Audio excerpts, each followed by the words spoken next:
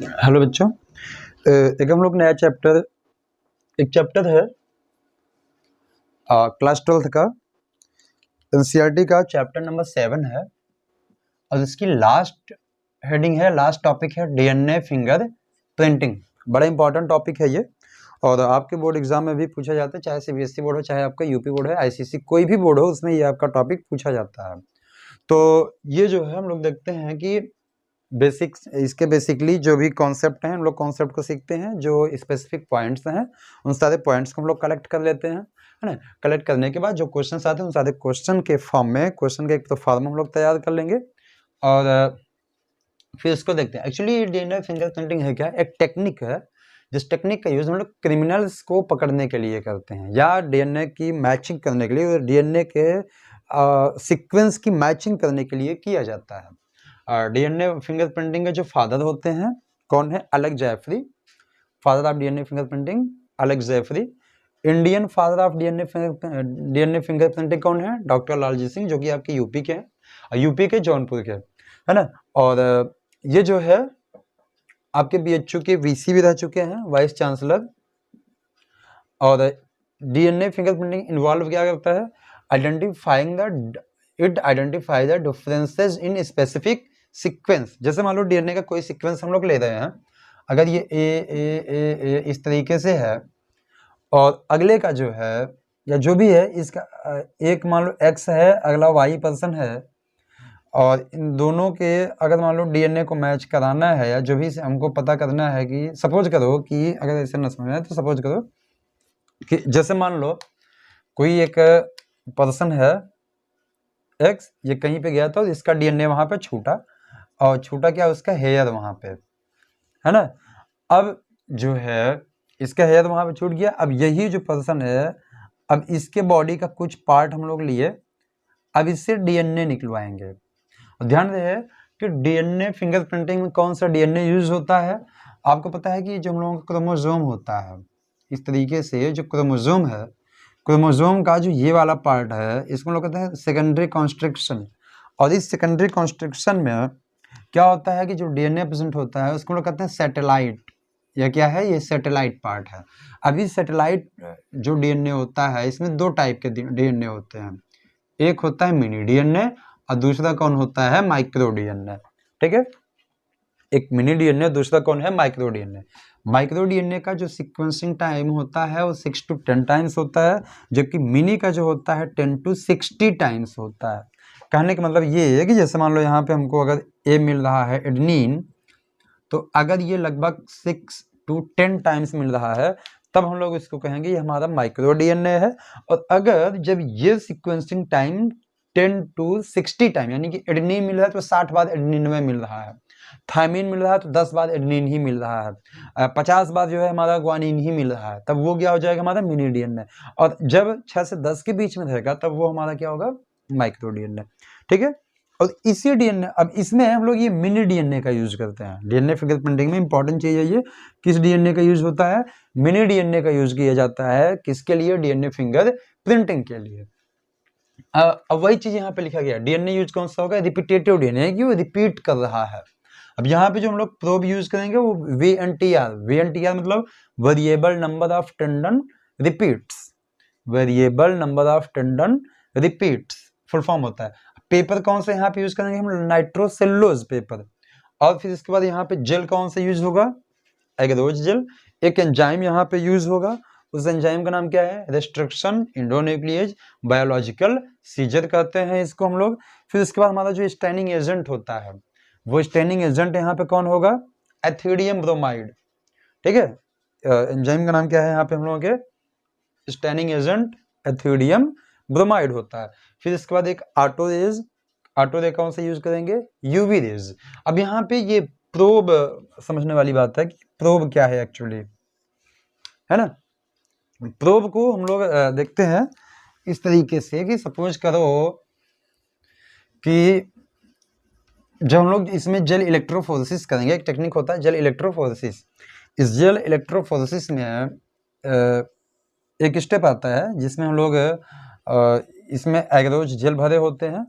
यहाँ पे सपोज करो कि ये हमारा एक कोई पर्सन है और जो भी घटनास्थल था वहां से इसका हेयर मिला है ना।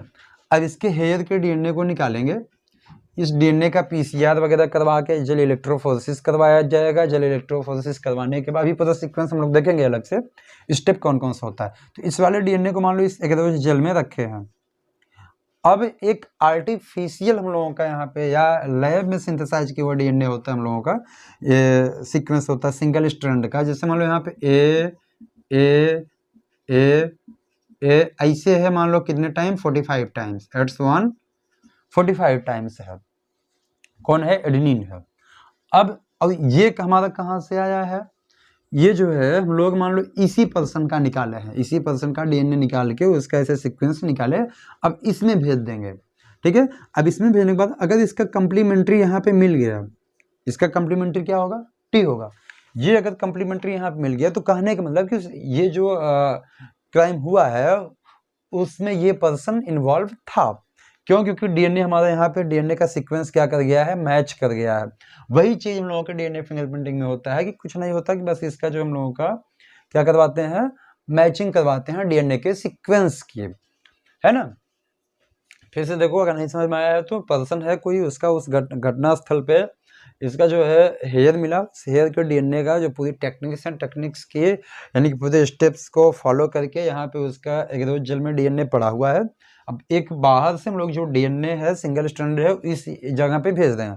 अगर इसका कंप्लीमेंट्री यहाँ पे मिल गया तो ये माना जाता है कि ये केस इसी से रिलेटेड है। अगर इसका कंप्लीमेंट्री यहाँ पे नहीं मिला तो प्रोब का कंप्लीमेंट्री नहीं मिला तो ये, या इसका कंप्लीमेंट्री प्रोब नहीं मिला तो ये माना जाता है कि ये केस इससे रिलेटेड नहीं है। और जो चीज हम लोग यहाँ पे दे रहे हैं यही हमारा क्या होता है, प्रोब होता है। ठीक है, प्रोब की बात समझ में आई। तो इतनी टेक्निक्स हैं रेस्ट्रिक्शन एंडोन्यूक्लिएज, इसको हम लोग क्या कहते हैं, बायोलॉजिकल सीजर कहते हैं। और बायोलॉजिकल सीजर करता क्या है कि ये किसी भी डीएनए सीक्वेंस को डिजायर्ड प्लेस से कट करने का काम करता है। डिजायर्ड प्लेस माने जैसे यहाँ पे मान लो AGCT है, फिर यहाँ पे AGCT है, और इसका जो सीक्वेंस है अब यहाँ पे A है तो T होगा, CGA, फिर इसके बाद यहाँ चूंकि ये अंदर होंगे हम बाहर लिख रहे हैं, T फिर C फिर यहाँ पे G फिर यहाँ पे A, इस तरीके से इनका सीक्वेंस बना हुआ है। अब हम ये चाह रहे हैं कि इसको कट करें A और G के बीच में, तो इस एंजाइम का यूज करेंगे। तो ये हमारा जो एंडोन्यूक्लियस एंजाइम है ये जहां जहां A और G मिलेगा वहां से उसको कट कर देगा। ठीक है, तो ये हमारा कौन से, ये तो जनरल पॉइंट्स हैं डीएनए फिंगरप्रिंटिंग के। अब हम लोग देखते हैं कि डीएनए फिंगरप्रिंटिंग में टेक्निक्स कौन कौन सी यूज होती हैं, है ना। तो टेक्निक्स को हम लोग देखते हैं, इतना आप इनको निकाल लो, और इसमें कोई डाउट तो हमें नहीं लग रहा होगा, अगर होगा भी तो अभी इसके आगे जो हम लोग कंटिन्यू कर रहे हैं इसमें वो कंप्लीट हो जाएगा, है ना। ठीक है, लिख लो इतना।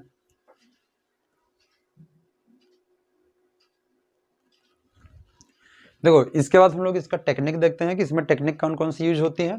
तो जो पहला टेक्निक यूज होता है वो कौन है, वो होती PCR, और जो दूसरी टेक्निक होती है वो होती जेल इलेक्ट्रोफोरेसिस, जेल इलेक्ट्रोफोरेसिस। तो PCR यानी पॉलीमरेज चैन रिएक्शन, ठीक है, पॉलीमरेज चैन रिएक्शन होता है। दूसरा स्टेप कौन सा होता है, जेल इलेक्ट्रोफोरेसिस होता है। तो पॉलीमरेज चैन रिएक्शन में ये होता है कि एक्चुअली आपका PCR 3 स्टेप में होता है। PCR का मतलब क्या होता है कि जो भी हम लोगों का डीएनए है या जीन है उसके नंबर को एम्पलीफाई किया जाता है, यानी कि उसके नंबर को कम समय में बहुत अधिक बढ़ाया जाता है, ज़्यादा अमाउंट में वो तैयार किए जाते हैं, उसी को हम लोग कहते हैं पॉलीमरेज चैन रिएक्शन।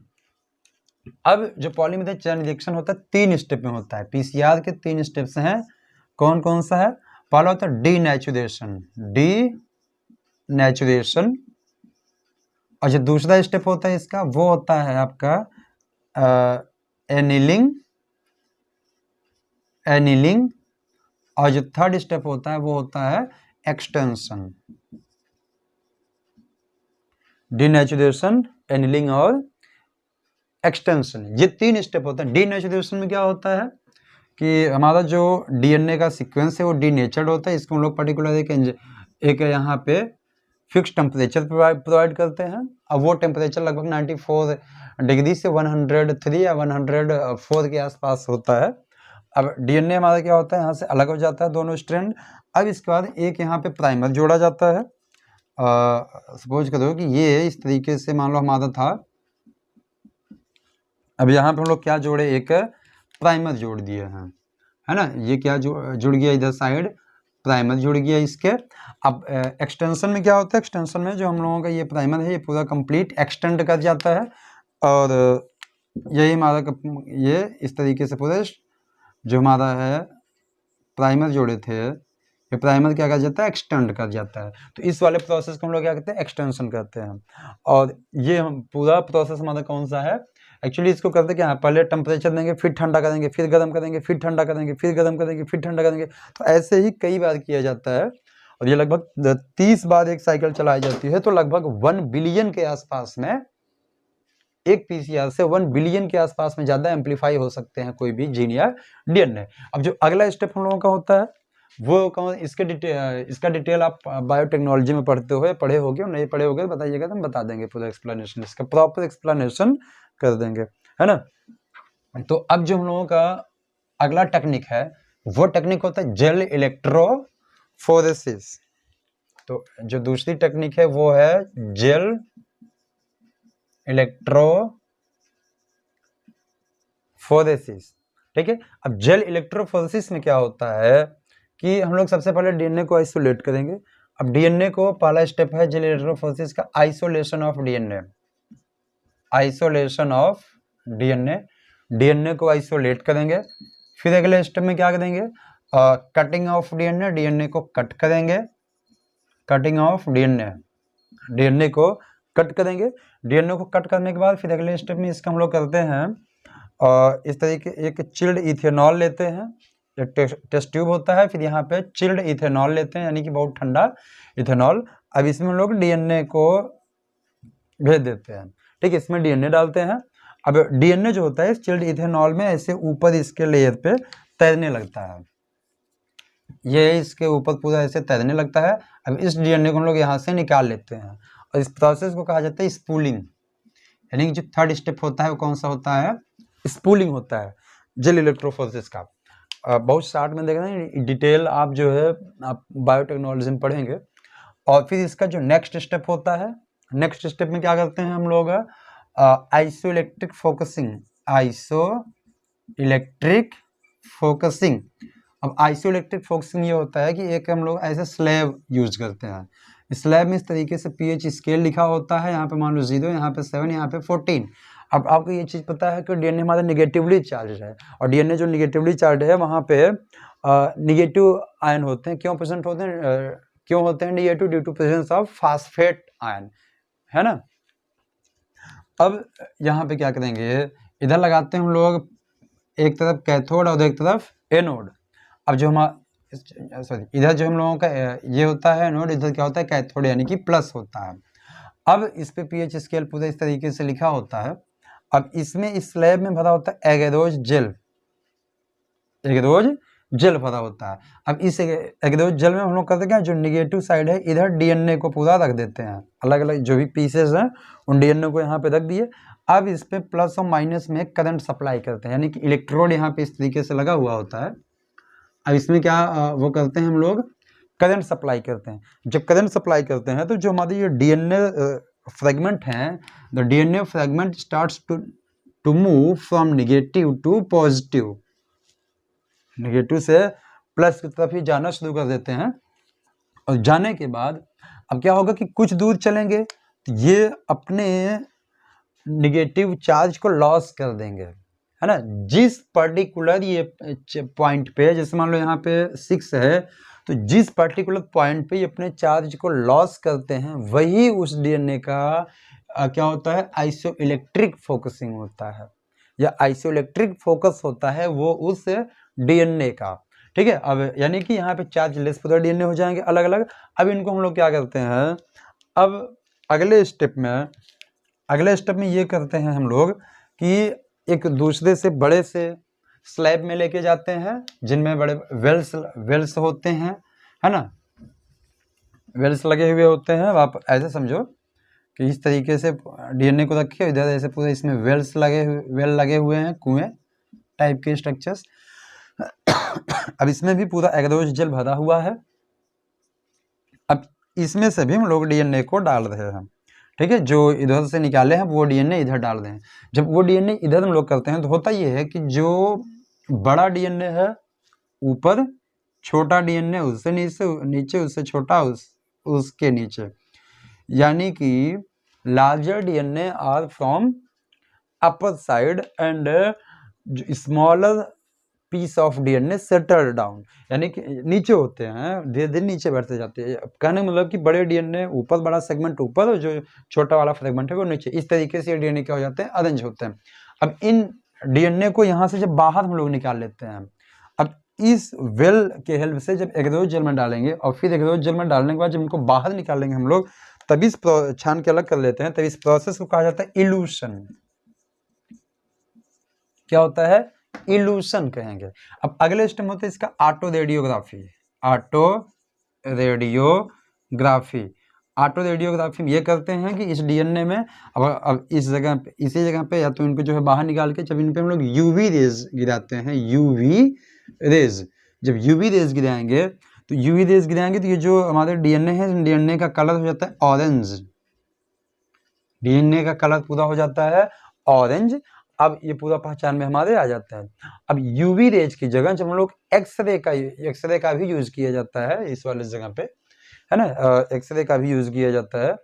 एक्सरे का जब यूज किया जाता है तो ये लगभग पर्पल कलर के आते हैं कुछ, और यहाँ पे यूवी का यूज जब करेंगे किस कलर के आएंगे, ऑरेंज का। तो ये हमारा पूरा टेक्निक कौन सा होता है, जेल इलेक्ट्रोफोरेसिस। अब हम लोग देखते हैं कि डीएनए फिंगरप्रिंटिंग में कौन कौन से स्टेप्स इन्वॉल्व होते हैं, स्टेप्स ऑफ डीएनए फिंगरप्रिंटिंग। तो नेक्स्ट हेडिंग बनेगी हम लोग की स्टेप्स ऑफ डीएनए फिंगरप्रिंटिंग।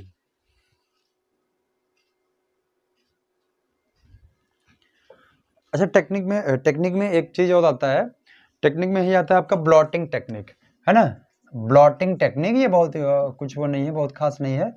ये थर्ड जो हम लोगों का होता है टेक्निक, उसमें होता है ब्लॉटिंग टेक्निक, और इसी में नाइट्रोसेलुलोज पेपर का यूज करते हैं कि वो डीएनए का जो प्रोब है उसको चिपकाने के लिए उसका यूज किया जाता है ना। इसकी डिटेल बात हम लोग बायोटेक्नोलॉजी जब पढ़ेंगे तो वहाँ पे इस टेक्निक का भी यूज कर लेंगे। और ये जो ब्लॉटिंग यूज होता है एक्चुअली साउदर्न ब्लॉटिंग होता है, ठीक है, साउदर्न ब्लॉटिंग का यूज यहाँ पे किया जाता है, और इसी ब्लॉटिंग टेक्निक के लिए ही हम लोगों को नाइट्रोसेलुलोज पेपर का यूज किया जाता है ना। अब देखते हैं इसका जो स्टेप्स है।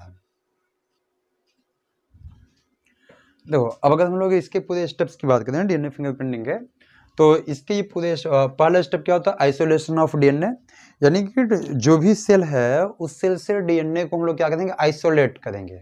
अब आइसोलेट करने के लिए जैसे मान लीजिए कि उसमें किसका यूज किया जाएगा, अगर हम लोगों को कोई बैक्टीरियल सेल से डीएनए निकालना है तो वहाँ पे क्या करते हैं हम लोग, लाइसोजाइम का यूज करते हैं, बायोटेक में पढ़े होंगे। अगर कोई फंगस सेल है तो वहाँ पे किसका यूज किया जाता है, जो भी हमारे काइटिनेज एंजाइम है। तो प्लांट सेल है तो प्लांट सेल के लिए किस एंजाइम का यूज करते हैं आइसोलेट करने के लिए, प्रोटीएज एंजाइम होता है, और फिर इसके अलावा लाइपेज एंजाइम होता है, और कौन होता है, सेलुलेज एंजाइम होता है। तो इन सारे एंजाइम्स का यूज करके हम लोग डीएनए को आइसोलेट कर देते हैं, फिर इसका प्यूरिफिकेशन किया जाता है। क्योंकि आपको ये बात पता है कि अगर डीएनए है तो डीएनए से आरएनए बनता है, आरएनए से प्रोटीन बनती है, तो वहाँ पे आरएनए भी प्रेजेंट हो सकता है उस डीएनए के साथ साथ, उस डीएनए के साथ साथ हमारी प्रोटीन भी प्रेजेंट हो सकती है। तो अब आरएनए को डाइजेस्ट करने के लिए हम लोग एक एंजाइम का यूज कर देते हैं, आरएनएज एंजाइम, है ना, और फिर प्रोटीन को डाइजेस्ट करने के लिए प्रोटीएज एंजाइम यूज कर देते हैं। अब अगले स्टेप में क्या होता है, कटिंग ऑफ डीएनए, डीएनए को कट करेंगे, या तो अच्छा इसी प्रोसेस को फ्रेगमेंटेशन कहते हैं, इसी को डाइजेशन ऑफ डीएनए भी कहते हैं। किस एंजाइम का यूज होगा यहाँ पे, रिस्ट्रिक्शन इंडो न्यूक्लियस एंजाइम का यूज होगा। डीएनए को कट करने के बाद अगले स्टेप में क्या करेंगे हम लोग, इसका इलेक्ट्रोफोरेसिस करवा देंगे, है ना, जो कि अभी पूरा जस्ट पहले पूरी टेक्निक्स हम लोग देखे हैं। इलेक्ट्रोफोरेसिस करवाने के बाद पीसीआर करवा देंगे, पीसीआर में यानी कि उसके नंबर को बढ़वा देंगे। फिर hybridization by VNTR, variable number of tandem repeats, यानी कि वो जो हम लोग प्रोब वहाँ पे दिए थे, है ना, कि अभी ये चीज़ हम लोग देखे ना कि यहाँ पे ये है, यहाँ पे प्रोब भेज दें पूरा, तो हाइब्रिडाइजेशन करवाएंगे, यानी कि ये इसका कम्प्लीमेंट्री बनवाएंगे। हाइब्रिडाइजेशन माने उसका कम्प्लीमेंट्री बनवाएंगे। फिर ब्लॉटिंग टेक्निक, इस ब्लॉटिंग टेक्निक का यूज करके इस वाले डीएनए को जो है यहाँ से हम लोग बाहर निकाल लेते हैं। नाइट्रोसेलुलोज पेपर का यूज होता है। फिर नेक्स्ट होता है स्टेनिंग बाई ईटीबीआर। ईटीबीआर माने एथियोडियम ब्रोमाइड, है ना। इसको जो है, अब ये जो डीएनए हमारा यहाँ पे आया है, इस डीएनए को हम लोग ईटीबीआर यानी कि एथियोडियम ब्रोमाइड में, ये इथियोडियम ब्रोमाइड का कोई फार्मूला नहीं है, ये है ना, शॉर्ट फॉर्म में लिखा गया है। तो एथियोडियम ब्रोमाइड में इसको स्टेन करते हैं। एथियोडियम ब्रोमाइड में स्टेन करने के बाद फिर उसका क्या कर लेते हैं हम लोग, ऑटो रेडियोग्राफी, यानी कि उस पर यूवी रेज गिराते हैं। उसका कलर मान हम लोगों का कैसा हो जाता है, फिर देखेंगे वहाँ पे ऑरेंज कलर होता है। तो ये सारे पूरे टेक्निक्स अभी हम लोग जो भी पूरा बात देखे कि डीएनए फिंगरप्रिंटिंग में कौन कौन सी टेक्निक्स यूज होती हैं, कौन कौन से उसके पॉइंट हैं, और प्लस उसके बाद कौन कौन से स्टेप्स होते हैं, इन सारे स्टेप्स की हम लोग पूरी बात किए हैं। और इतना ही आपके लेवल पर डीएनए आपके लेवल पे क्या है, यही पूरा डीएनए फिंगरप्रिंटिंग है ही। अगर इसमें कोई डाउट, कोई प्रॉब्लम है तो आप वो क्वेश्चंस पूछ सकते हैं, और फिर नेक्स्ट टॉपिक जो भी आप बात करेंगे हम लोग कंटिन्यू करेंगे। तो अभी के लिए डीएनए फिंगरप्रिंटिंग। Thank you.